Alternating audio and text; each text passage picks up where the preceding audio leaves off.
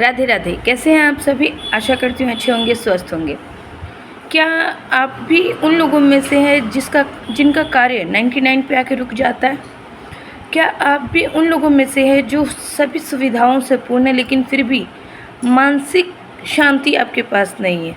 क्या आप उन लोगों में से हैं जो जीवन में परेशानियां ख़त्म होने का जिनके जीवन से परेशानियां ख़त्म होने का नाम ही नहीं लेती?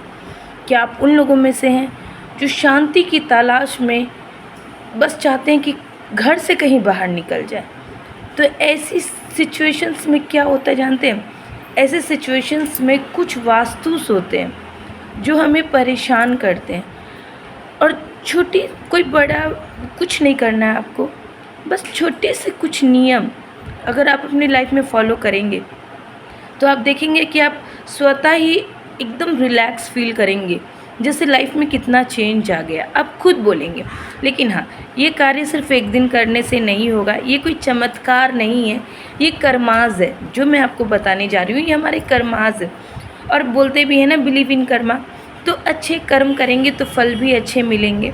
तो बस कर्मों को थोड़ा पॉजिटिव होके चलना है और वही कर्म करना है जो आदिकाल से जो संत जन थे, जो अच्छे लोग थे, जिनके मन में छल कपट नहीं था, वो लोग करते आ रहे थे और उन्हें तरक्की 100% मिलती ही थी। तो चलिए आइए, ज़्यादा टाइम इधर उधर पे न गवाते हुए एकदम मुद्दे पे आते हैं। तो करना क्या है? सबसे पहले आपको सुबह उठते ही सबसे पहले अपनी हथेलियाँ देखनी है। हथेलियाँ देख के आपको इस तरीके से अपनी हथेलियों को पूरे चेहरे पे फिराना है, भगवान को याद करना है, क्योंकि ऐसा कहा जाता है कि हमारी हथेलियों में महालक्ष्मी, महासरस्वती और भगवान विष्णु का सानिध्य होता है। और ऐसा करने से हमें इनकी जो कृपा है वो बहुत आसानी से प्राप्त हो जाती है। उसके बाद आपको क्या करना है? आप उठ गए, अब आपको अपने सीधे पैरों से ज़मीन पे अपना पहले सीधा पैर रखना है और उसके बाद आपको सबसे पहले भूमि को प्रणाम करना है और भूमि से सुबह कान पकड़ लेना है कि हे माता, हे धरती माता, अब दिन भर मेरे कार्य आपके बिना तो हो ही नहीं सकते, अतः मैं दिन भर आपके ऊपर पैर रख करके ही कार्य करूँगी। इससे जो भी दोष लगेगा उससे मुझे क्षमा प्रदान करना, ठीक है? इस तरीके से फिर देखिए, ऐसे क्या होता है कि भूमि पे पैर रखने से हमको दोष लगता है, लेकिन जब हम ये कार्य करते हैं तो हमें कोई भी दोष नहीं लगता। उसके बाद आपको क्या करना है? आप सो के उठ गए, आपने उठ के धरती को भी प्रणाम कर लिया। अब आप जो आपकी दैनिक कार्य है आप उन सबको करेंगे। उसके बाद जब आप नहा धो के स्नान करके आप फ्रेश हो गए तो सबसे पहले आपको सूर्य भगवान को जल देना है। जी हाँ, सूर्य भगवान को जल देना है। सूर्य भगवान को जल देने से क्या होगा कि जो घर परिवार में, समाज में जो भी, और साथ ही समाज में आपको मान प्रतिष्ठा तो एकदम मिलेगी, ये 100% श्योर है। इसके अलावा अगर आपकी कुंडली में कोई सूर्य दोष है, सूर्य से संबंधित कोई दोष है, तो आप उससे भी निजात पा लेंगे, ठीक है? अब इसके बाद आपको क्या करना है? आपने सूर्य भगवान को जल दे दिया, आप मंदिर गए। आप मंदिर पे पहले जो भी बासी फूल थे वो सारे आपको उतार लेने हैं, आपको दिया धो लेना है, भोग के प्रसाद की थाली और सब धो लेनी है। और ऐसे संभवतः तो कहा जाता है कि ये सब कार्य हमें जिस दिन पूजा कर रहे हैं उसकी शाम को ही कर लेना चाहिए, ठीक है? पूजा पे कभी भी बासी फूल चढ़े हुए नहीं छोड़ने चाहिए। और इसके अलावा डेली तो संभव नहीं, लेकिन सप्ताह में एक दिन, शनिवार के दिन हमें मंदिर की डीप क्लीनिंग भी करनी चाहिए, घर की भी डीप क्लीनिंग करनी चाहिए। इससे क्या होता है कि जो ऑरा नेगेटिव होता है वो बहुत ही हद तक कंट्रोल में आ जाता है। चलिए उसके बाद आते हैं। और साथ में ऐसा करने से जब मंदिर आपका सुसज्जित रहेगा, आप देखिए आप बहुत व्यस्त हैं, आप घर नहीं कर पा रहे, लेकिन अगर आपका मंदिर सुसज्जित शोभायमान है ना, तो देव प्रसन्न होंगे और आपके कुंडली से सारे जो भी दोष होंगे वो सारे स्वतः ही हट जाएंगे। तो मंदिर का इतना प्रधान स्थान, महत्वपूर्ण स्थान हमारी लाइफ में होता है, अतः अपने घर के मंदिर पे भी अपनी नज़र अवश्य रखें। उसके बाद आपकी पूजा अर्चना हो गई। अब आपको क्या करना है? जब भी आप नाश्ता तैयार करना है, आपको पहली रोटी गाय की रोटी निकालनी है।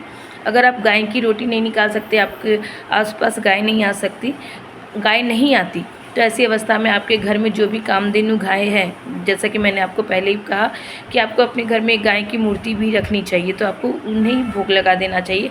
तत्पश्चात उस रोटी को आपको पक्षियों को डाल देना चाहिए। तो इस तरीके से भी आपको गाय को रोटी खिलाने का फल ही मिलता है।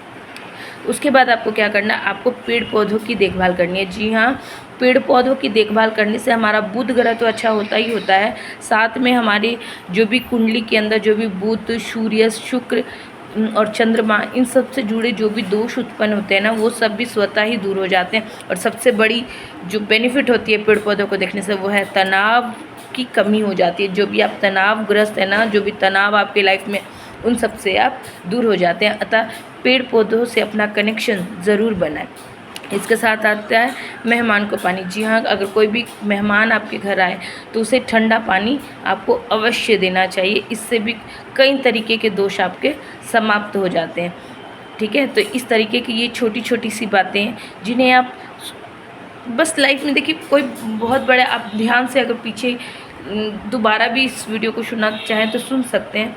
ऐसी कोई बड़ी बात नहीं बताई, जनरली आप कार्य करते करते ही आप कर सकते हैं और इसका आपको कोई भारी भरकम लोड भी नहीं लगेगा। बस एक नियम के तौर पे करना है कि करना है, ये नहीं कि एक दिन किया और छोड़ दिया तब कुछ नहीं होगा, लेकिन आपको करना है। अगर आप अपने लाइफ में एकदम नियम के साथ इस चीज़ को करेंगे, चमत्कार होते हैं लेकिन कर्माज भी होते हैं। अगर आप कर्म करेंगे तो चमत्कार अवश्य होगा, और आपको कर्म में अपने विश्वास को, अपने धैर्य को भी स्थान देना है, तभी आपका कोई भी किया हुआ कार्य सफल होगा और आपको उस पर असीम कृपा, इस यूनिवर्स के जो विधाता है, आपको परमेश्वर पे पूरा विश्वास रखना होगा कि जो वो कर रहे हैं वो आपकी भलाई के लिए कर रहे हैं। उनकी आस्था पे, उनके विश्वास पे, उनके जो वो कर रहे हैं उस पर संदेह मत करिए, क्योंकि हम नर इंसान हैं, हम सिर्फ आज देख पा रहे हैं, पर हमारा विधाता वो हमारा कल भी देख रहा है। अतः उनके किए पे सवाल ना उठाइए। हाँ, दुख होता है जब कुछ हमारी सोच के विपरीत हो जाता है तो दुख होता है, लेकिन ठीक है ना, वो हमारे गार्जियन है, उनको पता है हमारे लिए क्या ज़्यादा बेटर अच्छा है ना। तो उस परम पिता पे विश्वास बना के रखिए। ईश्वर से अपने विश्वास को कभी मत डोलने दीजिए, क्योंकि मुझे पूरा विश्वास है अगर ईश्वर का साथ है तो हम लोग कठिन से कठिन परिस्थिति से भी बस हंसते हंसते निकल जाएंगे। और अगर किसी चीज़ की आवश्यकता है तो वो है प्रभु की कृपा की। तो प्रभु कृपा पाने के लिए, हमेशा प्रभु चरणों में अपना स्थान बनाने के लिए प्रभु का आश्रय हमेशा लेते रहिए और प्रभु शरण में रहिए। जय श्री राधे, जय श्री हरिदास।